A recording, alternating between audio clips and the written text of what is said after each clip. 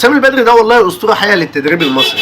في ليبيا عامل ارقام مرعبه، وصل مع اهلي طرابلس الليبي ل 43 ماتش متتالي من غير هزيمه، كسر الرقم اللي كان قبله 34 ماتش، وصل ل 43 هو دلوقتي. ده غير ان هو واخد الثلاثيه التاريخيه مع اهلي طرابلس الليبي لاول مره في تاريخ النادي، كاس ودوري وسوبر.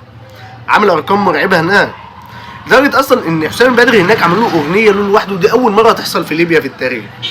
عاملين دلوقتي لحسام البدري اغنيه بيغنوها له في بدايه كل ماتش للفرقه. حسام البدري اصلا هو هنا في مصر احسن مدرب فني مصري في التاريخ بعد الجوهري مثلا وحسن شحاته، وممكن اصلا لو مسك منتخب مصر وعمل معاه انجازات فيما بعد ممكن يبقى احسن مدرب فني مصري في التاريخ. بس الغريبه ان الاعلام المصري ما بيجيبش سيرته في اي حاجه، دي غريبه قوي بالنسبه لي. ده انا افتكر له ان هو في 2017 واخد مع الاهلي الدوري الذهبي من غير ولا هزيمه. فهو مدرب كبير محدش بيديله حقه، معرفش ليه، بس اللي احنا عارفينه ان حسام البدري اسطوره في التدريب وهيفضل طول عمره اسطوره.